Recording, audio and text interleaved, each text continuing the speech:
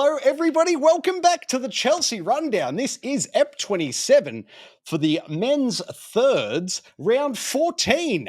Ace, how are you today, my friend? And how was Malvern on the weekend? As the saying goes, the pod swims stronger together, and this pod definitely was swimming together on the weekend as we were able to come away with a very handy and decisive win. And it was just good to see everybody out there performing at their absolute best, whether it be in the batter's box or the field. But look, Malvern, it was probably to be expected that we are going to give them a little bit of a stitch up. I think they're bottom of the ladder. They haven't had a win this year, and obviously we're in the final hunt.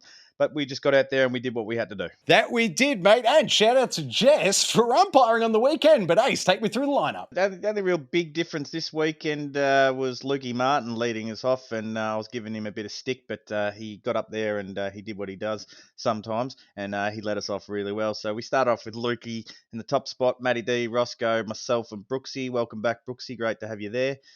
Daz, Tommy, who's been having a stellar performance, and we quite like him down in that 6-7 range. Nico, Humbles, well, we'll get to Humbles in a minute. Yourself, Teabagger, Jimbo, and Trav finishing us off. One heck of a lineup, mate. Tell me, how did we look in the field? It was a pretty solid day. There was only 2 errors on the day as recorded, one of them being an absolute bullet that just went through Brooksy's legs. And Roscoe, he occasionally has a couple of weird little plays here and there, but we love him. But other than that, it was a pretty solid day. Everyone did what they needed to do on the day. We made the plays when we needed to make them. They weren't putting a lot of pressure on us in the field with their hitting. So it was really just up to us to get out there, and if a ball came anywhere near us, just to go and get it and make the plays where we needed to make the plays, and that's what the boys did all day. So it was a great shot by everybody. Lukey Martin was pretty respectful on the mound.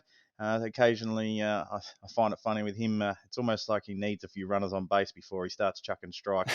Needs the pressure. Yeah, I think he walked the first 2 batters, and then and who'd we finish off with? Oh, Dazzler. Dazzler returned to the mound, back to the old winter days, my first season. Great to see him up there, and he played a really respectable game. So it was a great job all around. That he did, and we're expecting Connor back this coming weekend, aren't we? Yes, we are. That's something to look forward to. But last weekend, how was the bats? So we doubled up on our performance from last weekend, amassing the 9 hits and 10 RBIs, and I think it was 13 stolen bases on the day. So when we're getting in there and we're doing that sort of damage and we're putting pressure on them and their fielders and their pitchers to make plays to try and get us out, and obviously we're hitting the ball in the gaps, we're a pretty tough team to beat, and that ferocious running on the bases really sort of helps us out. So look, it was a great day in the batter's box. We had 3 multiple hitters, Lukey Martin, myself, and Brooksy, and singles to Matty Dighton, Roscoe Beverley, and Humbles, who probably had the biggest hit of the day. But all around, a few RBIs here and there. It was a real team effort, and everyone was doing what they needed to do. It was a fantastic hit by Humbles. I wish we had the tape measure out there to know how close it was to a grand slam. It had to be bloody close, didn't it? It did look very close.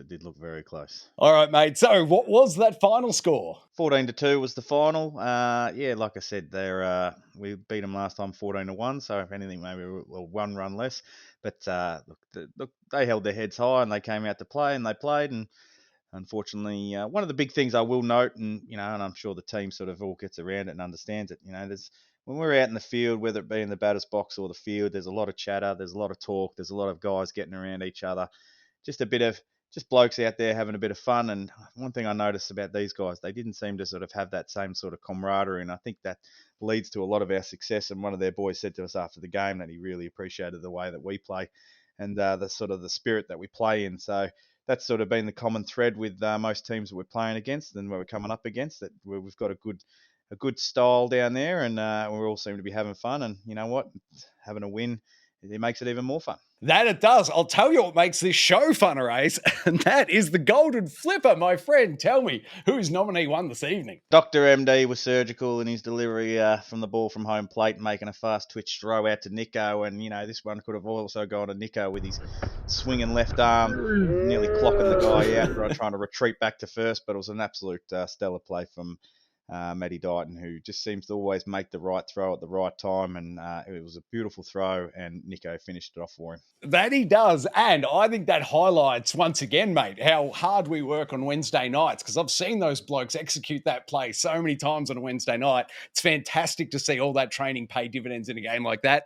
Fantastic work, Matty and Nico. Who is nominee 2, though? The bareback specialist, he gets a few noms here and there, but he really did clock one out to centre field, which he managed to be a 2 RBI double, and it was a great hit. Nothing really different to what Bareback does every week. He loves to peel one back and give it his all and make it a raw dog, and he made that one a special raw dog. And I think if you watch the video clip, you'll see me trotting into first because I was that sure that I was going to be safe. I didn't have to turn on the jets. Great work, mate. It was a great hit, but I feel like maybe nominee 3 is going to be a better one. Ace, tell me, who is it? Now, this is the one, and I've been struggling to come up with a nickname for him because his name is Humbles, and it dawned on me the other day when I was writing these out. He's Mr. 110 because he's always given 110%. And I tell you what, he absolutely rolled back on one and he clocked this thing out of the sky. And I jumped out of the dugout, bases loaded, and I'm watching this thing sail, and it's sailing and it's sailing. And I'm like, surely, he had the wind behind him and everything. It was an absolute clobber hit. It fell just short. Teabag, it fell short, I tell you. I reckon we were stitched up, but he nearly hit an absolute ripper of a grand slam. He ended up getting a 2 RBI double, but it's just absolutely great. I know he's had his struggles in the batter's box, but this was, a hit from a person who just every week, in and out, wherever he is, wherever he's playing, wherever he got him in the batting order, he's given 110%. And that's why it goes to you, Mr. 110, Jason Humbles. Fantastic. And Ace, I can go no further than my vote going straight to nominee 3, Humbles, this week. It was truly a thing of beauty. I'd love to be present for a grand slam myself one day, but that's the closest I've been so far. Where did your vote land, mate? I had to give it to Mr. 110 myself. And just on a quick note, I messaged you during the week. It was looking like it was going to head this way. And we may have a new award coming up. And this is the week that Mr. 110, Mr. Humbles, he got the Mr. Unanimous award this week because it was a unanimous voting by everybody. We all loved it. We all loved to see him up there, and he absolutely clocked it. Full votes to you, Humbies. Congratulations. Great job. Fantastic and exciting times as we run towards the end of this season. Probably a great time to remind everyone, tickets are available for the Music Bingo evening. If you're keen, make sure you get the tickets in advance.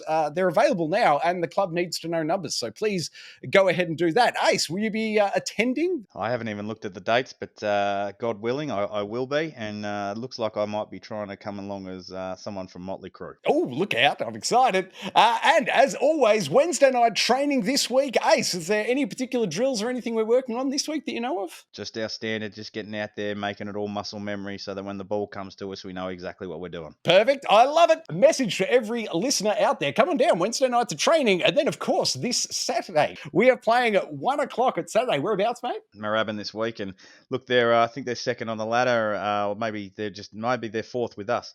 But they're a solid side, and we won't probably have as easy in a run, and we really need to turn up and give our A game. Thank you very much for watching another episode of the Chelsea Rundown. The link to the full game's in the description of this video. Ace, thank you so much for co-hosting, mate. Too easy, mate. Uru. See you guys later. Make sure you subscribe to the channel.